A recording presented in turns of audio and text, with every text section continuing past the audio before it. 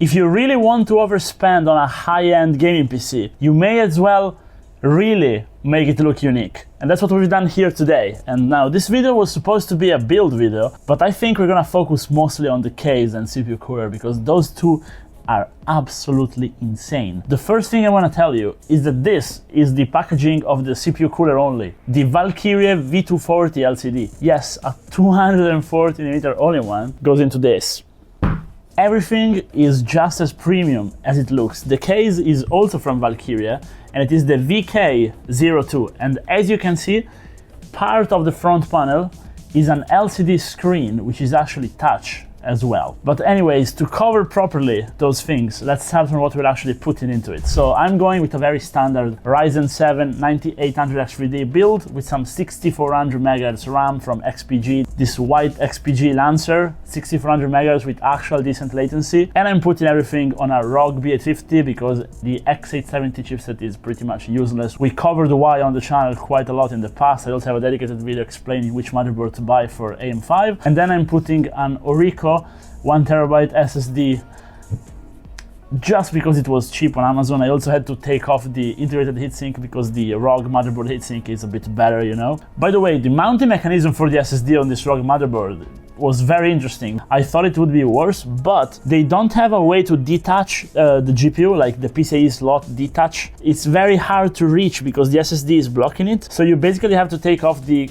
SSD cooler to take off your GPU unless you're using like something plasticky to push through it, which still is a bit risky, so this is not the best. But with that said, the Ryzen 7 9900X3D is not the hardest CPU to cool, but it does put out quite a bit of power, and that's why I wanted to test this CPU cooler with that. So let's actually get to the juicy part, so the cooler. Now, first of all, the actual packaging. Now you saw the outside, but now I'm gonna show you the footage of the inside, and this thing screams premium from everywhere. Of course, it comes pre-mounted, which we like on the channel.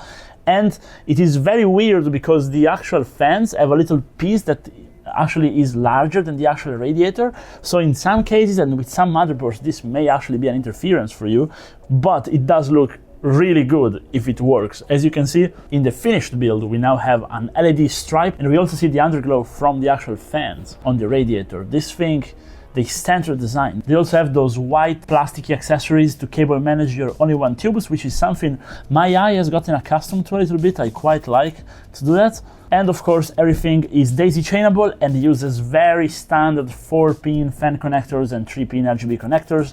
Pump has an LCD screen programmable on top of it, and that is connected via USB directly on the motherboard. But more on the software later, because it's the same for the cooler and the case.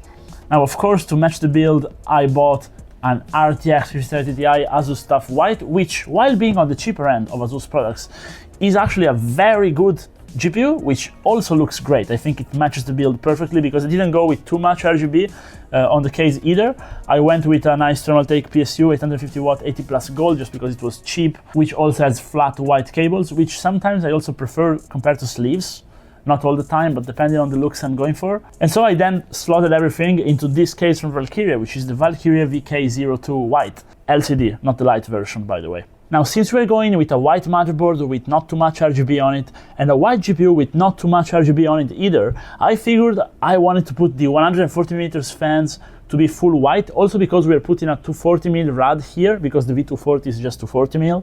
So we're gonna have this empty space on the side, and I figured it would really look nice with some white fans to kind of close off the build there. Now you guys, let me know if this was a good choice or if you would have preferred just full RGB over there as well and maybe a 360mm rad. Let me know down below because I was generally thinking a lot about what to do and this is what I came out with in the end, but it doesn't mean it's the best. I then put 3 reverse blade RGB fans 120s on the bottom because it only supports 120s here. The case actually does support a 140 right on the bottom here, so I could have put it there, but I figured again going with the same fan type would have looked the best. Here we do have a bit of contrast because we have a full RGB fan on the back, full RGB on the bottom, no RGB on the side, and then just striped RGB on top. So it's, you may like it, you may not like it. I want to know what you think of the aesthetics of it. First of all, let's cover the actual performance of this thing because it's insane. And then we'll go to the actual aesthetics of software because that's even more insane. So performance of this, I'm just gonna put the Fireshack there, and this is stock. So if you go ahead and overclock under voltage, you're gonna get 15 to 20% more, and we are already chart topping. So This thing is a beast. The cooler is great. I ran Prime 95 for 2 hours and the CPU didn't even reach 80 degrees and it is completely inaudible. Now, pricing wise, this costs $200, so it's a very expensive 240 millimeters only one. But for $200, with this kind of cooling performance, this is genuinely chart-topping, and you're also getting a very advanced LCD screen, because a lot of CPU coolers, they have screens, but you cannot really put what you want. You have to put what they want using their software. Here you can put whatever you want. It's a real screen pretty much. You have to control it via the software, but you can put video, image, whatever stat you want. It's very well made. So I say it's time to actually take a look at the software. So the software is called, or was called, myth.cool. I think now it's called just Valkyrie software. This thing is insane. So there is a little hidden menu where you can control, basically you can run a stress test, a benchmark, you can install the latest NVIDIA driver, AMD driver, Intel driver from within the RGB software. It's basically a software which controls your whole PC. It also acts as CPU-Z, giving you all the stats on your CPU, boost clock, memory, and inside, it recognizes the two screens from Valkyrie, even though this screen here is a native screen, so you can also control it with no software straight in Windows, the one in the case. But you can then control it via the software and actually put on top of it one of the pre-done layouts, which are really cool. They range from anime stuff all the way to very cyberpunk-ish looking themes.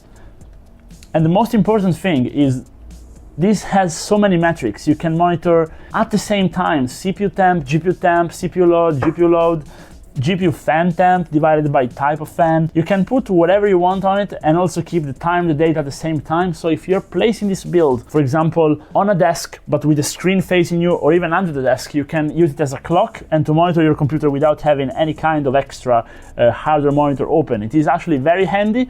And the same goes for the CPU cooler. So basically same software, same thing you can do. You can either have it rotate through certain metrics that you want, or just set it static on something you like. And again, you can put one of their presets, which are anime, cyberpunk, and also just cool designs, very minimal, or you can put your own video or picture over it. In terms of LCD screen, so far this year, this is the best I've tried, both on the case and on the cooler, because it is not the first time we see integrated RGB screens. I'm thinking about Height with their Y70 with the touch. This one is also touch, by the way. But this beats them all. This one is the most intuitive, the most versatile, because you can also use it as a secondary monitor. And overall, for the price the case is sold at, which is just 160 euros, 160 bucks, this is insanely good. We're talking about a case which is gonna fit a 5090 fine, it's extremely spacious, and also has a cool looking design. Now sure, it's not an aquarium case, it's a very standard case, so not everyone is gonna like it. But the cable management on the back is very well done. You get a lot of accessories, and it's just perfect, okay? I haven't been this enthusiastic reviewing a case and cooler in a while, and that's why I decided we're not gonna do our usual gaming benchmarks, build, certain budget build, but we're just covering pretty much this combo, which I think you should buy if you're after something like this. But as usual in my videos, I want to hear if you guys tried those products and you had a bad experience. Please drop a comment down below so I can double check and so we can avoid it. I want my videos to be a little community where we can share info about what to buy, what not to buy, what's good, what's bad, and what we can do to improve the performance of our systems. So with that said, let me know what you guys think. I really care about it. And if you watched the video this far, maybe drop a like and subscribe so I can keep doing this. And see you guys in the next one. Bye bye.